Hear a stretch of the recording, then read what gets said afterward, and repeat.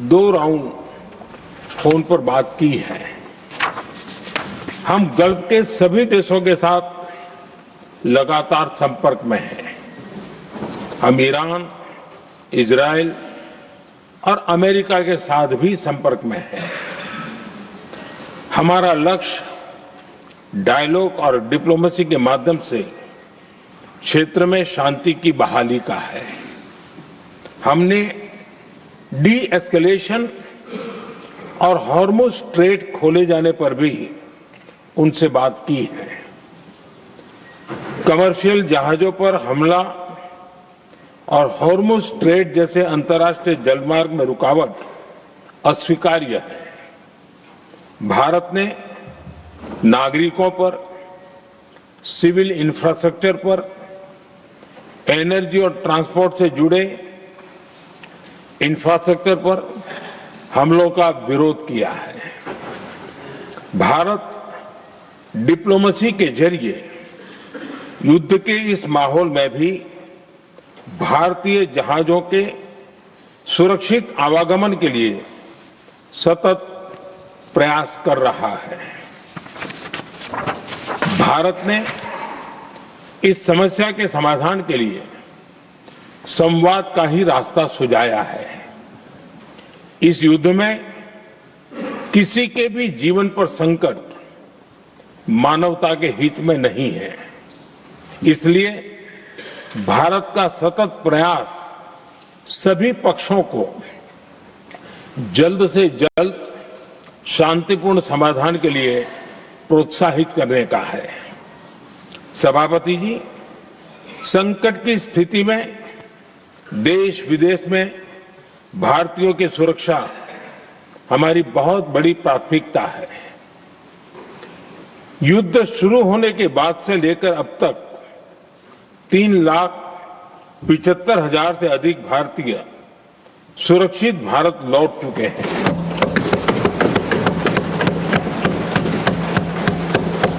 Iran से ही अभी तक 1,000 से अधिक भारतीय सुरक्षित वापस लौटे हैं। इनमें 700 से अधिक मेडिकल की पढ़ाई करने वाले युवा हैं। हमारी सरकार संकट के इस समय में पूरी संवेदनशीलता से काम कर रही है। सभी देशों ने वहां मौजूद भारतीयों की सुरक्षा का पूरा आश्वासन दिया है। हालांकि ये बहुत दुखद है कि हमलों के कारण कुछ भारतीयों की मृत्यु हुई है और कुछ घायल भी हुए हैं। ऐसे मुश्किल हालात में परिवारजनों को आवश्यक मदद दी जा रही है। जो घायल है उनका बेहतर इलाज सुनिश्चित कराया जा रहा है।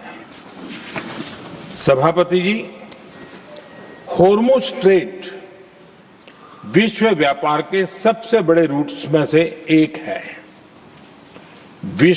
विशेष तौर पर कच्चे तेल, गैस और फर्टिलाइजर से जुड़ा परिवहन इस क्षेत्र से बहुत बड़ी मात्रा में होता है। युद्ध के बाद से ही हॉर्मुज स्ट्रेट में जहाजों का आना जाना बहुत चुनौतीपूर्ण हो गया है। लेकिन विपरीत परिस्थितियों के बावजूद हमारी सरकार ने संवाद से, कूटनीति के माध्यम से रास्ते बनाने का प्रयास किया है। प्रयास ये है कि जहां से भी संभव हो वहां से तेल और गैस की सप्लाई भारत पहुंचे। ऐसी हर कोशिश के नतीजे भी देश देख रहा है। बीते कुछ दिनों में दुनिया के अनेक देशों से कच्चा तेल और एलपीजी से भरे जहाज भारत आए हैं।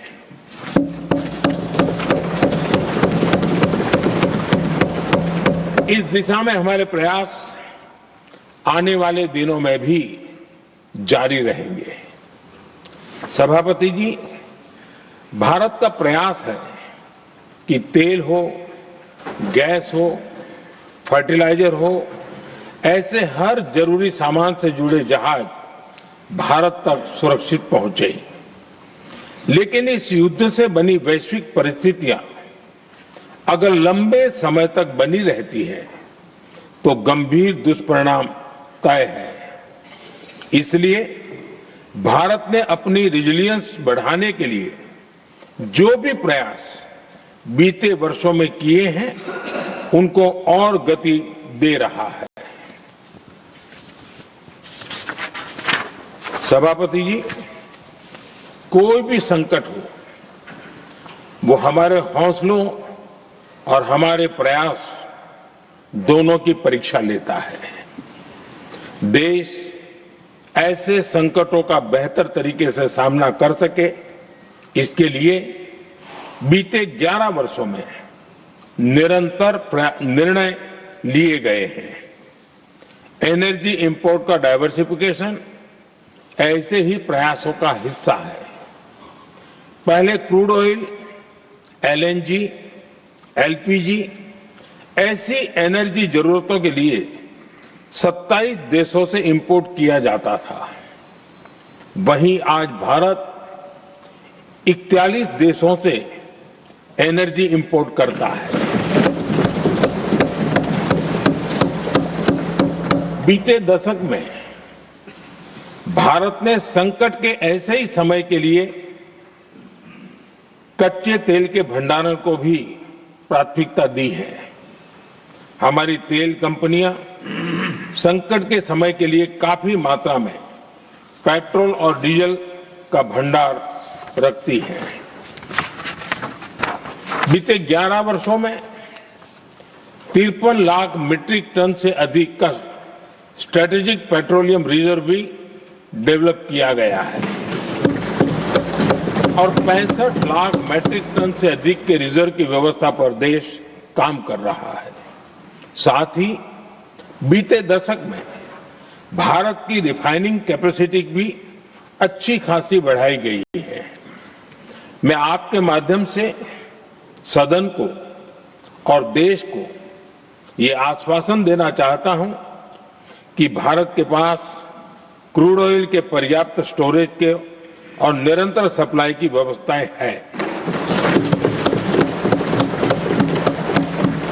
सभापति जी, हमारी सरकार की कोशिश है कि ईंधन के किसी एक ही स्रोत पर ज्यादा निर्भरता न रहे।